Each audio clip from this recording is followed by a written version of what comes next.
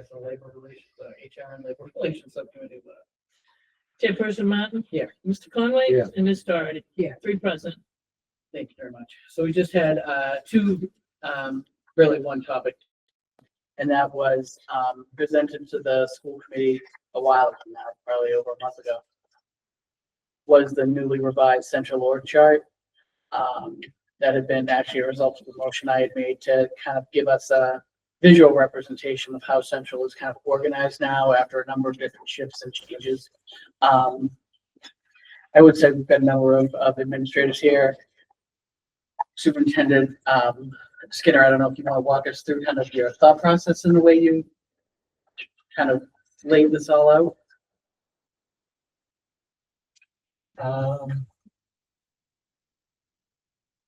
So I think one of the main, there were some different serious considerations. One of them being the school committee's desire to bring back student support services. I think that was an obvious one. That was probably the key one. There was a desire as well later in the process for some other changes. There was a desire, I think, for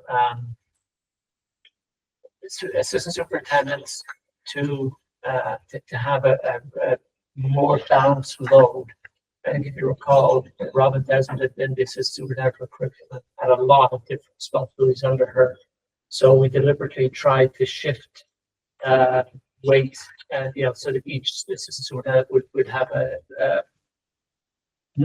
balanced load and responsibilities under them that made sense, we thought. So yeah, and so for example, you might notice that the translation services, and Title I and so forth. I think even school committee weighed in on some of these. When the Title I director position was brought back at the wish of the school committee, and I think the school committee had said, don't just put it in finance; it should be in academics, or it should be in both, that kind of thing. So I might make it sound like everything was done at the wish of the school committee. Obviously, I was trying to take charge of the project and make sense of it, but I really wasn't paying attention to the school committee.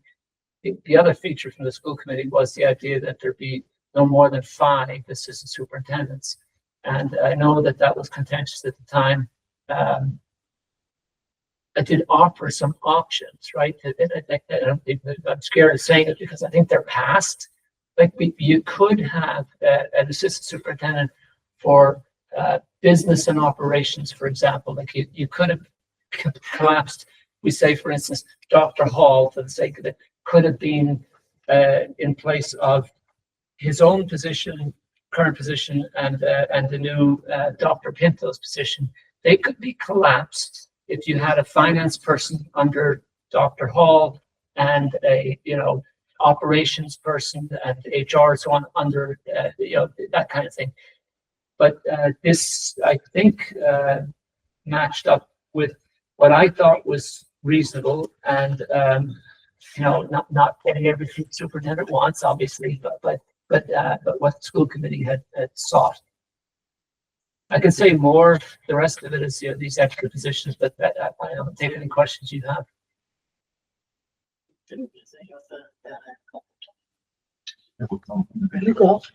Can I ask, how are translation services split between the two?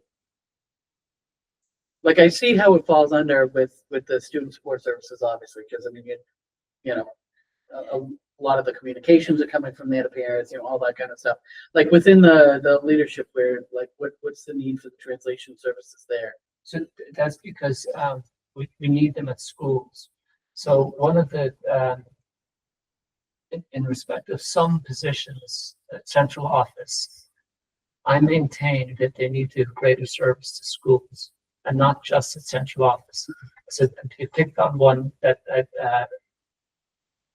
it's I think could be a little tricky. So here's what I want to say: the translation services are critical in a city like Lowell, but not necessarily all saved up and stored up at Family Resource Center or central office. They need to be of service at schools, and so, but you also need them at Family Resource. So those folks work on a different schedule, and we have it in their contract that they need to be at school events at night and so on. So, and, you know, Ms. Crocker, who's the assistant superintendent we're talking about in that, you know, she would line up so-and-so to be a Khmer translator, but during the daytime, they're here in central office, that kind of. Okay, so, but it's not, so then, like, I'm thinking in terms of like direct supervision. They're still supervised by their like day position, but that should be evaluating. Correct. That would be me, yeah. Okay. So maybe scheduling or something would be, We have an actual form that the schools can request any support or any services directly through the department, and they track it and track when they respond, track who's attending. So they reach out directly to part of through a form that all the leadership has. What we were finding was this, you remember that we'd had this study by a company, the company's name is Public Works. Pretty unfortunate because we all got mixed up with what we're talking about. We're talking about Public Works, referring to that company, right?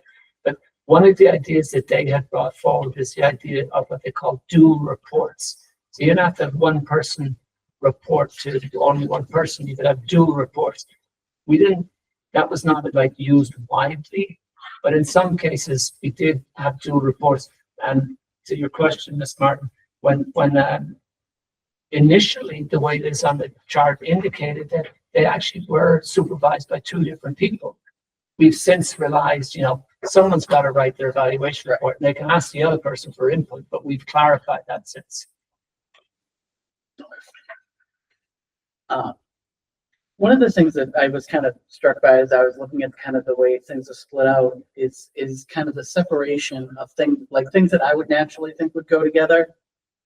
Like I was looking at like the teacher academy under HR and operations, professional development in academics and instruction. Like it seems like those two things are really should be married. Those two things should be happening in concert with each other. I'm going to understand if this is a layover. Yeah, but that's my question. That's a great question. And I agree. And if you recall, maybe you don't recall, but the chart had professional development and teacher academy together in academics and instruction. Mhm. And that evening, Ms. Tina Naggio arrived at school committee and spoke passionately about not wanting to move from under HR in the committee agreement against my wishes.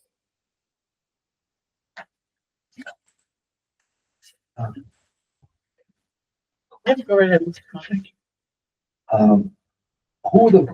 Who is the boss, Mr. Superintendent? Who's the boss of the guidance councils? The guidance counselors are only at schools. So- Let's say at the high school, who the boss is? Who's the boss of the guidance counselors? Well, it's a high school, I have to think about it for a minute. Sue Zielinski is. Yeah, Sue Zielinski, what's the Director of title? She's the coordinator of student support at high school. In a regular, in Do they most, work in the House office? Yes. Because that was always a problem. Because there were two bosses. I mean, I would say that they probably still do. She supervises, I know PD meets with them, but they also report to the House offices. Yeah. Right, but what I'm saying is I don't think we ever really, I don't think we ever fixed that.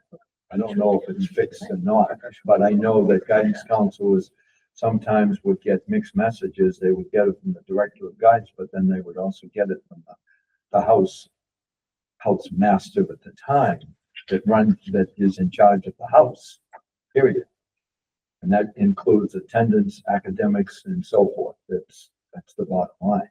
So I'm just wondering if that has been rectified, because I know it was always a problem. Guidance would come up and say, you know, you want me to do this, but now she wants me to do that, whatever, and it became a problem. So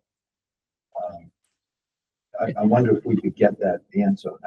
Who's the boss down here at that point? Sure. Just curious on you that. mind this? Yeah. No problem. The other thing is too, and this is probably something a little to the side on this, talking about services here. Do we have a signer on, do we? Deaf and hard of hearing Sure. center for Yeah. ASL. Yeah. We do have one left in the district currently. We have one. Yeah, and our deaf and hard of hearing program. Okay. Because like, for example, with graduation, Yes. would the signer be there? With last year, I believe we had to use an external, provider because the person internal couldn't do it, was my understanding. Okay, because I know that in the past, there were, it was a problem because there were no signer available. I don't know why, but, you know, I think we want to make sure that there is a signer there. That's the first thing I look for. I'm looking for the signer. You know. Yeah. But, yeah, thank you.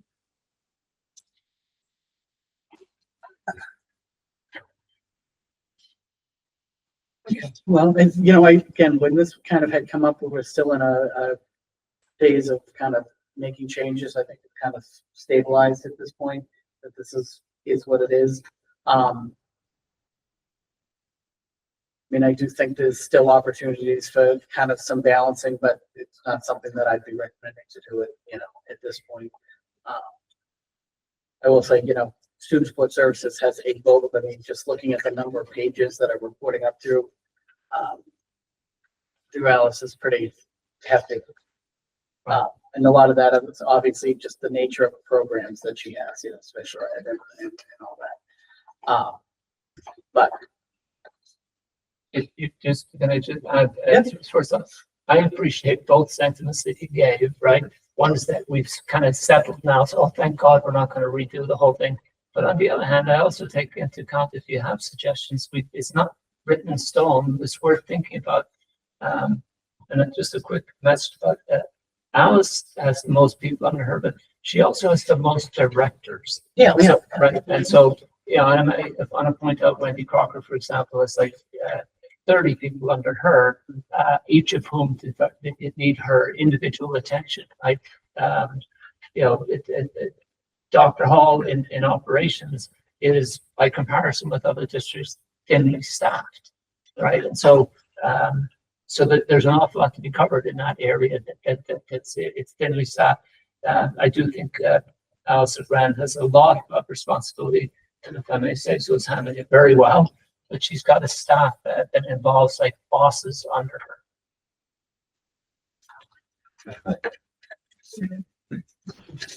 I'm just wondering if you have any thoughts about the structure, you know, what's working, what you think has really turned out to be very positive change, if there are some areas that you're still struggling with in terms of the org chart.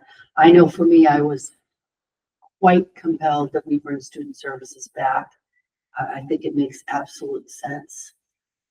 We saw it with, you know, the supports for students and staff supporting our students, but, you know, I had other strong feelings as well. So I'm just looking for, this is what we've settled on now. We're not talking about blowing anything up, but what are your feelings about how this has worked out? I could say a couple of things about it. One is that I think the structures worked out very well overall. And I'm not looking for trouble. I'm not looking for news to take moving things around or anything. But literally, you could take. You'd be surprised how many of the blocks that are down the list for people that could move from here to here. If they could, you could move things if you wanted to, right? But I think it's working out really well so far. And I'll say the biggest reason why. We've hired really, really fine people. Not because she's in the room right now. Alice LeGrand is an absolute expert in the area she's in. Works like crazy, manages people very skillfully. Derek Pinto.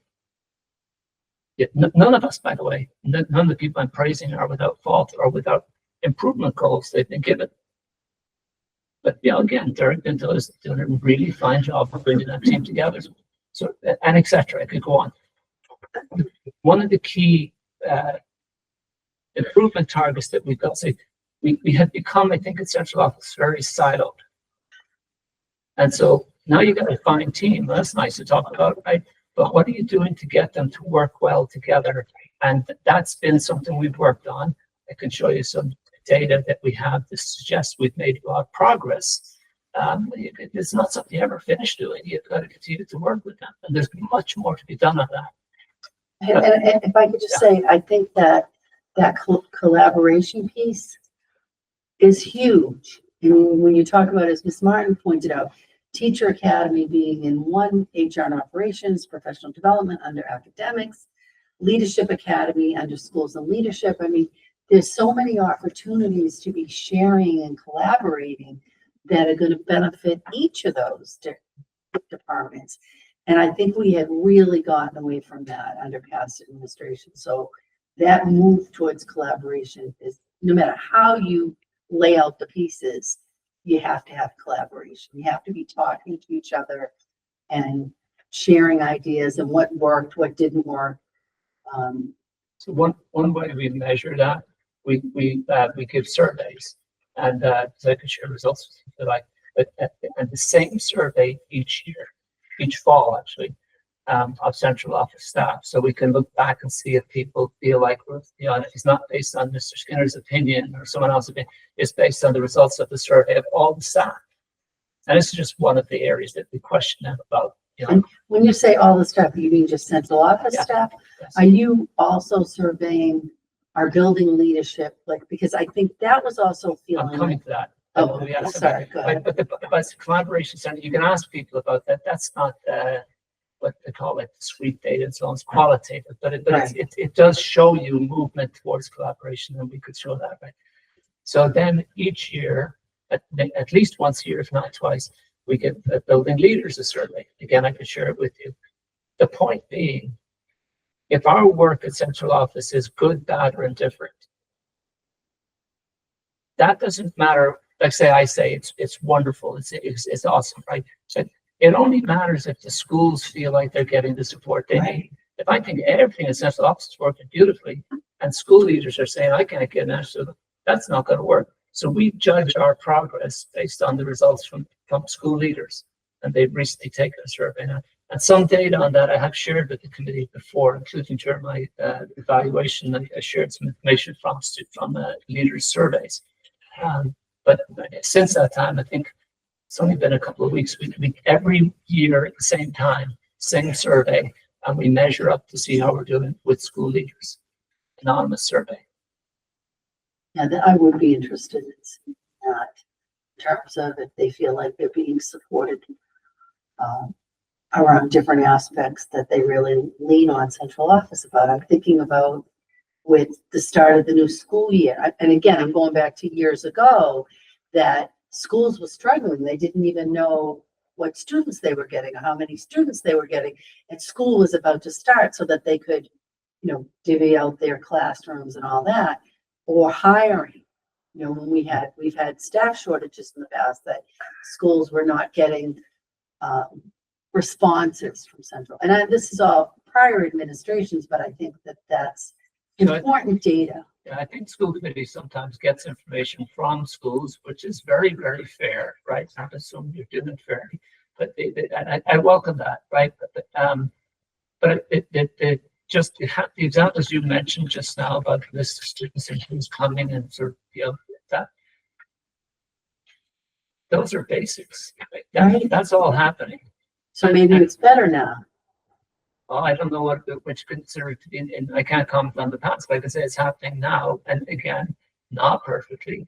Every time I visit a school, I take notes on what we need to do better. I arrived at a school on opening day and encountered a student who had been dropped off at that school, who should have been dropped off at a different school. Now, it turns out it was a bus company problem, but still, I take notes, I talk to those parents, and I bring that back as something we can learn from, and so on, that kind of thing.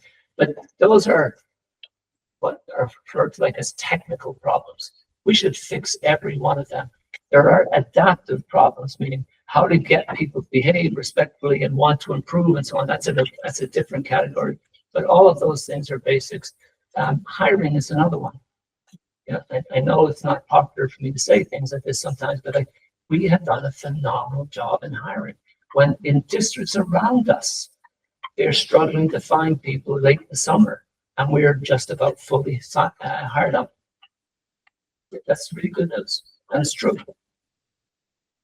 Some people on emergency licenses, of course, probably better off than the vast majority of communities, and much, much better off than communities that we're compared to, the Brocktons, the Lynn's, the Fall Rivers, again, you pin me to my collar and say, I want you to show me the data on that, we'll get it for you. But that's true. It's been a really, our hiring has been, I think, excellent. Thank you. I think we're all concerned about the very near future. And as far as monies are concerned, and we're taking a look at this chart here, and obviously there was a lot of work and thought process to put in that and to balance it and so forth. And I'm sure that like when we do something like that, we sit back and say, oh, that's perfect. This is just what we wanted. And that's what the resources that we have.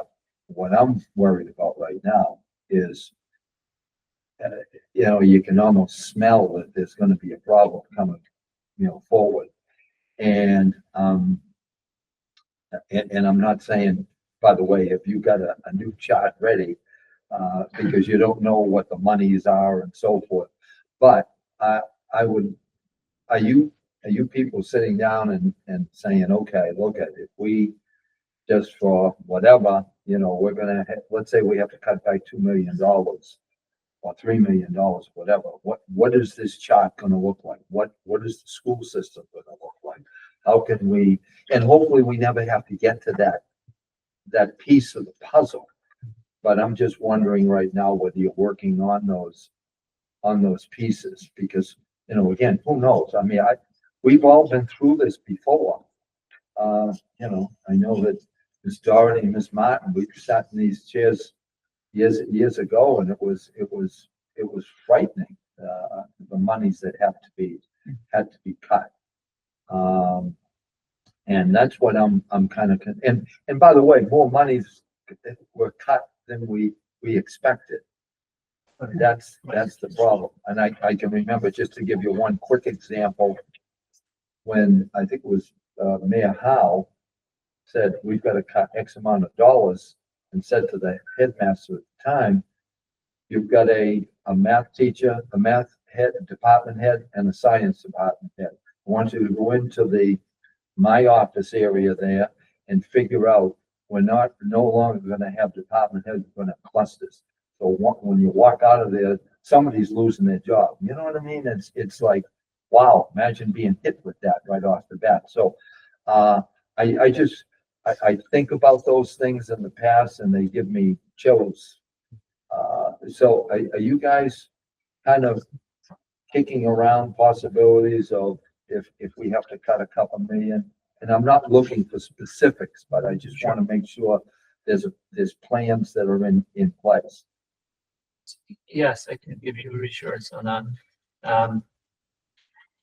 One of the things you reminded me of was when when we were doing our budget work, school committee members raised concerns about that. And, it was almost at one point we were so worried about the future, like, could we make a provision for it in our budget? And I think I said something at the time that we have to work with the budget we've got, Correct. But then if it gets worse in the future, we absolutely will cope with that. I was around Mr. Conway during some of the times you're referring to. I was a school principal when the superintendent was telling all the principals, you're going to have to work with that. You're going to have to do more with less. That was our phrase for 3 years running. We were sick of it. More with less. The second year, this was maybe 2005 or somewhere there. And it was the second year of more with less, and we were sick of it. And I remember that superintendent it was Cara Brooks Fair, going to the committee and saying, we're no longer cutting the fat, we're cutting from the bone, right? So there were difficult times. Yeah. If we face difficult times, Mr. Conway, we can make cuts, and we can make, you can begin with several cuts that, we've already made, by the way, and I'll remind you of that, that aren't as harmful. But it's also true, right? We've made a lot of progress in the district, and our data says that. Yeah. You can make cuts to the extent that they're harmful. And so, but can we make, yes, we can. Can we live with less? Absolutely. Yeah, Absolutely. yeah, and I'm not looking for specifics, obviously. I just want to make sure that we're also, I hate to say it, but if we need to, gotta have some plans going forward with it. Can I see an idea with you I have no specific cuts in mind, but I want the committee to keep this in mind, if they would, please. In the last 2 years, Again, you can ask me to catalog it for you if you wish, but I've made cuts in staffing 2 years in a row, only at central office. There were threats of cuts to schools. We got 2 more million, and we put all the positions back at schools. So that's what we want. It's what I want. It's what you want. I will mention something that's about it. You could cut central office services to the extent that we don't run well and the schools are not supported well. One of the reasons it's happening with the staff we have now is people are working really hard and they're collaborating. In our schools, I'll bring you if you wish. When I go into classrooms in our schools, I was at the Lincoln School the other day, there were 4 adults in the room. And I'm with the principal, and I'll say, hey, which one's a teacher? That may be great. Who's this one? Well, that's a special ed teacher, co-teacher. The other one, that's a paraprofessional, that's a tutor. So that's 4 adults in the room. That's not unusual. I've also been in rooms with 6 people here. That's very unusual. That doesn't happen often, but it's happened. But so there are more staff and more support staff in schools than have ever been there. And I'm going to tell you the truth, even if it's uncomfortable. The Public Works group that did the study based on national standards and everything, all the regs and the research and all this, told us that we have more paraprofessionals in our district by far than any comparable district. It's in the report, the numbers are there. And they wanted us to build up central office. I don't know if I even said that to you, but the biggest, the last thing I just want to say this. For me, when we talk, I'm sharing with you that I've cut in central office and state schools, there comes a point, I think, where we should have the conversation, what will work best? Like not saying, for example, the translation services. I don't want those folks only at central office. They should be helping at schools, right? But it would be a different story if you said, you know what? Cut those people from central office, just cut their jobs and put a few of them in every school. Way more expensive, right? Let me interrupt for a second here. And as I said right from the beginning, I'm not looking for specifics. All I'm looking for is the fact that you have been talking with your staff to say, administration, you know, we should be getting ready for it just in case. I'm not looking for specifics right now. What I'm talking about, Mr. Conway, though, I think you'll recognize has been a common theme. And what I want isn't central office or schools. What I want is what works. And I want us to be open, be able to have our minds and our eyes open when if that time were to come, that we make sensible choices. And I'll guide the committee with what I believe are sensible choices. As I've always said, I'll follow the will of the school committee at the end of the day. Fine. We can guide each other. Blindly kind of blind. Leaps to mind. Are there any other questions? Anything else you want us to walk away now? Anybody in the room is coming to our State of the Schools presentation. I think it's going to be a worthwhile evening. We're looking forward to it. If you're not, we'll happily share the information with you anyway. I think it'd be worthwhile for people to know. It's right at the main entrance, right? Yes. The new. General ideas come in the main entrance. There will be in the foyer some student presentations, some finger foods and so on. And the second, Parking over in the parking lot. yes, and we'll validate your parking. In the second hour, we'll go to the little theater and have a presentation, and some questions and comments as well. I think that is all we have for tonight. I'd entertain the motion to adjourn for this song, seconded by majority. All those in favor say aye. Meeting is adjourned. Good one. Thank you, Mary. Appreciate it. Tomorrow,